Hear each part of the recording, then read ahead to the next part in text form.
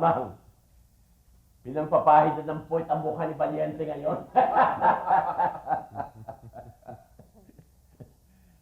Natutuwa ako sa ginawa mo, Alberto. Thank you, Dad. Asturias, masarap pa puto si Valiente, ano? Amanda, kala ko pa marami kang kaibigan sa media. Bakit hindi mo nakuha ito si Marla? Excuse me, Governor. Andito na po si Agent Yabe.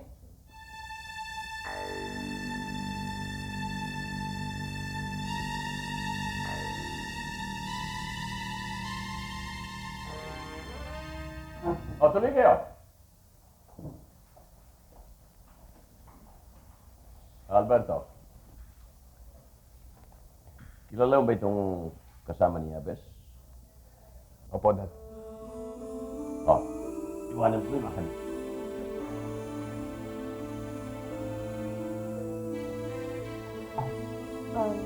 Dad, I don't think I'm supposed to be here either. Po kayo.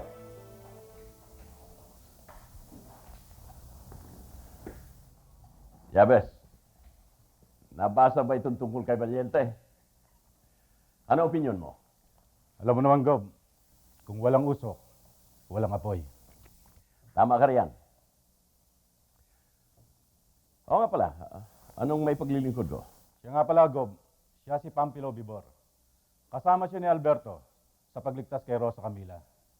Narito siya para sabihin ang tunay na detalye kung ano talaga ang tunay na nangyari.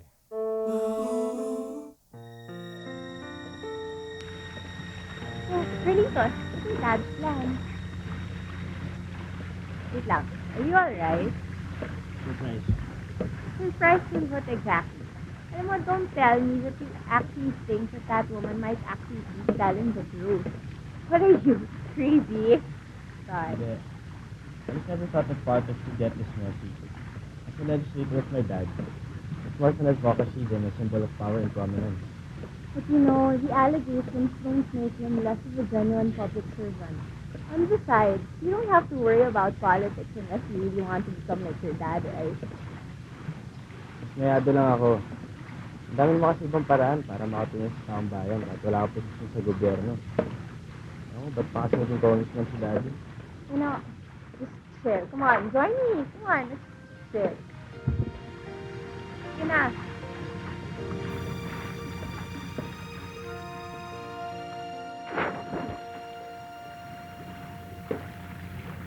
Ano nangyari sa'yo, Amores? Nakawala sa'yo si Panfilo. Ano? Nalusutan ka ni Yabes? Amanda, please. Huwag mo nang bilugin ang ulo namin. Alam mo, Alberto, matagal na ako may duda dyan kay Yabes. At ikaw naman, Amores, na hindi ka man lang nakahalata na delikado ang pamilya namin ni Alberto? Na nagagaling-galingan yan si Yabes? Mr. Yabes, anong balita? Pare, sanay na sanay kang kumapit sa saya ng babae.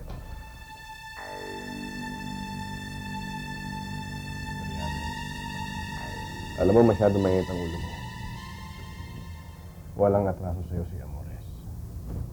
Tama lang na lumabas ka, Bibor. Harapin mo lahat ng kaso mo.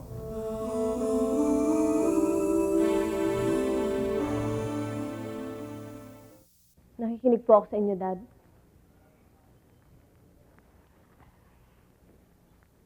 Ito ang pakatandaan mo, Amanda. Hindi ang ama mo. Hindi ko ito mapapalampas.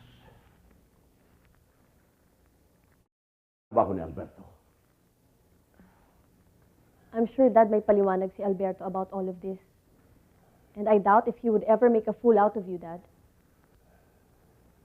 Dad, mas mahalaga po sa akin ang kapakanan ng pamilya natin.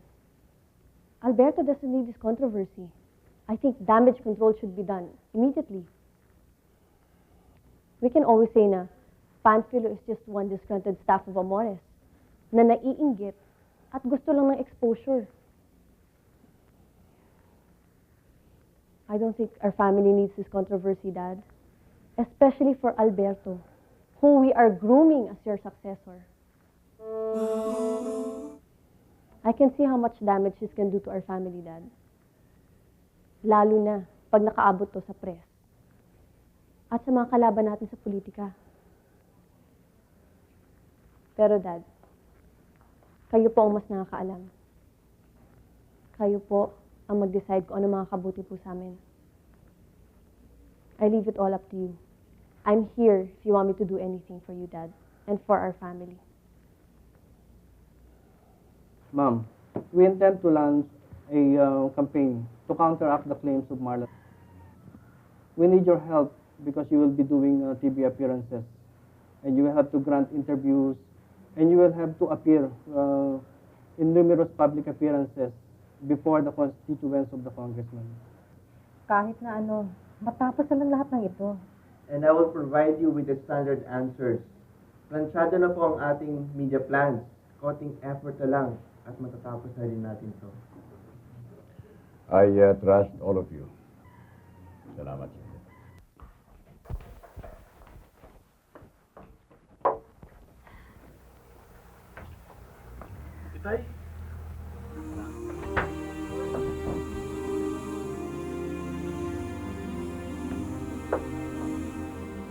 Dito, heavy traffic ba mula sa airport o delayed ang flight niyo?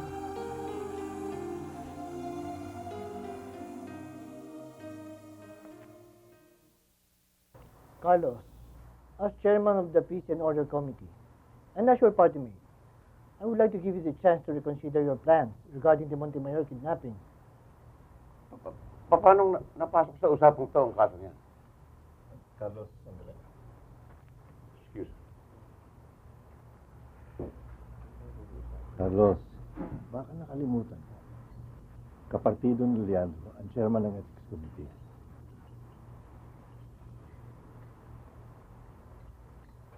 Babae din ako, Carlos. Tulad ng dalagang nagsasampa ng reklamo sa iyo. Bilang chairperson ng Ethics Committee, hindi ako pwedeng magsawalang kibo sa kaso mo.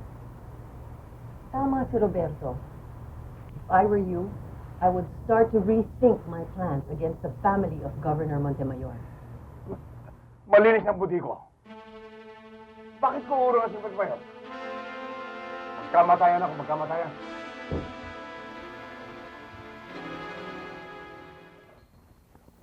Ate Amanda, marami nga palang salamat Naku, Paloma, wala kang dapat ipasalamat.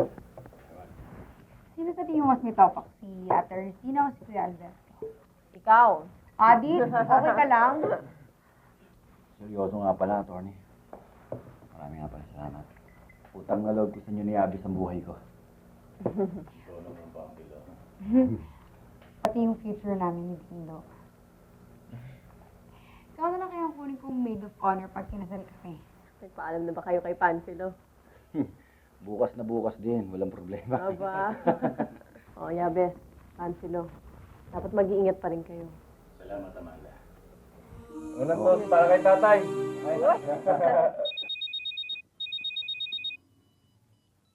Hello? Hello? Yes? Pwede pong makisuyo kay Carlito? He's taking a bath right now. Who's this? Pakisabi si Rosa Camila. Hello? Carlito, Oh, hi. ano? Kasabay mo maligo yung sumagot ng telepono. Hindi ah. Ano, magkita ba tayo mamaya?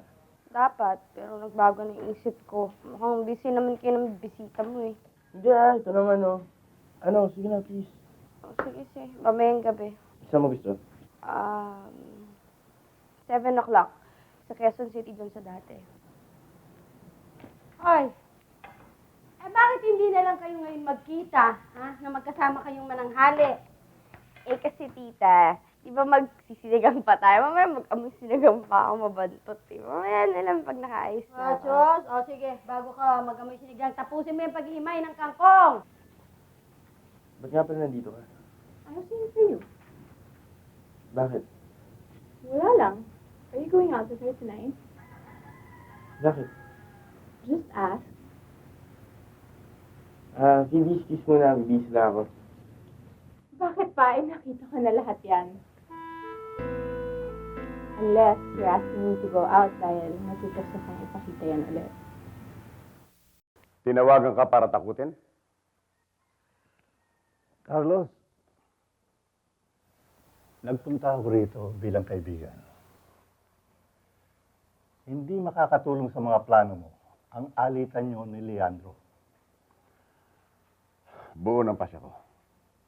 Wala na makapagbabago ng isip ko.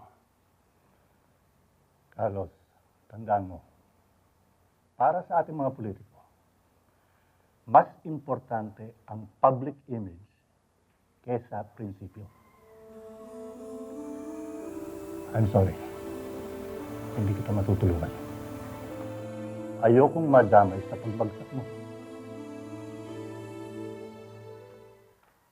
3 araw, Ernestina. Sapat na panahon para ibigay mo sa akin ang matinong paliwanag ukol sa pagdukot. Pero Daddy, wala naman po akong ibibigay na paliwanag na hindi ko pa nasasabi sa inyo. Uulitin ko, Ernestina. 3 araw. Kapag hindi nyo na ipaliwanag sa akin ni Alberto, ang mga testimonya ni Gandong at ni Pamphilo, pagsisisihan mo na ako ang naging ama mo. Hindi po mangyari yan, Daddy. 3 araw, Ernestina.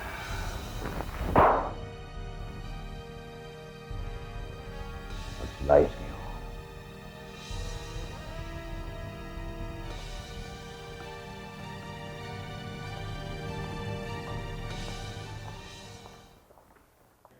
Bakit napakalaki naman yata itong okasyon ng pasasalamat?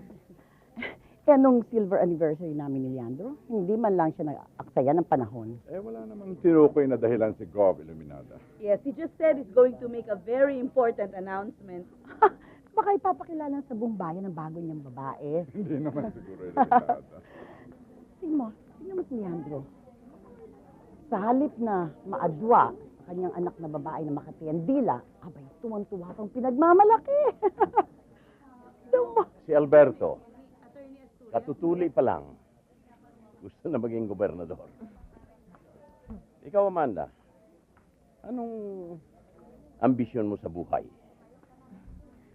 Kung ako po masusunod, Dad, I'd like to be like you. Pero, mas gusto kong sundin ko ano po ang gusto niyo para sa akin. Dahil ba sa wala kang opinyon? Gobernador, Monsenyor. napakagandang dalaga nito, Gobernador. Salamat po. Mana po sa kanyang ina. Eh, ang ilong isa yung sayo. Excuse me po, Dad. Monsignor.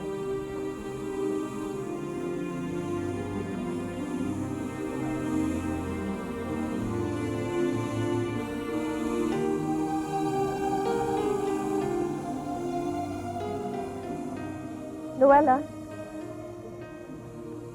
Hi. Are you okay? I'm glad that you're here. Good evening, Amanda. Good evening, Miss Quirino. Mr. Montemayor.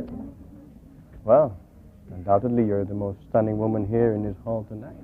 Thank you. And what else do you mean by that, Mr. Montemayor? Wala naman. Naisip ko lang na napakaswerte ng kapatid kong si Amanda sa'yo. Tumigil ka, Alberto. Kaya kitang dito. Kumusta na nga pala ang dati mong asawa? Balita ko, muro na siya sa demanda niya.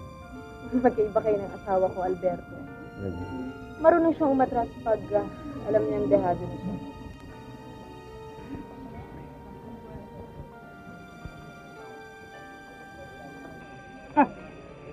Pabigay-bigay pa ng mga awarding kung ano-ano sa mga bayani ko, no? Area na nagbibigay ng teddy bear sa mga uto-uto. Maganda siguro kung bibigay na ni Ricardo sa buro niya si Amanda. Asin sa kaling kasi. Hindi yung papinurot. Hindi mo naman magtrabaho. Bagay, hila ka na naman. Ernestina, kailangan mo pang linisin si Panfilo. Tandaan mo, 3 days lang binigay sa'yo yung palugi ni Daddy. Carlito. Hi. Ang ginagawa mo? I wanted to meet you tonight. Sit down, okay? Relax. I'll just go to the powder room.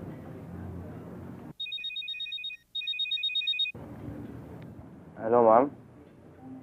Oo, kasama ko na siya. O, kakarating na ni Phoebe.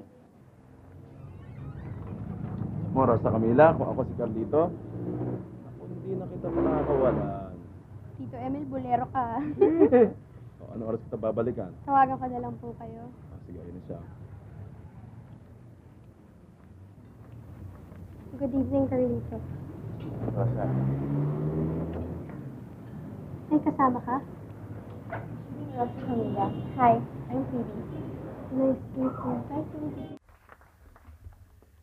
Maraming salamat sa inyong pagdalo.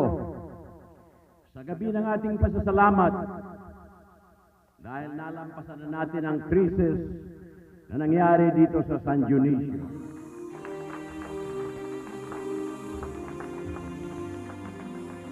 Nais ko rin pasalamatan ang ating magigising na mga doktor, mga nurses, at mga bomberong tumulong sa atin. Sila ang tunay na bayani ng San Dionisio.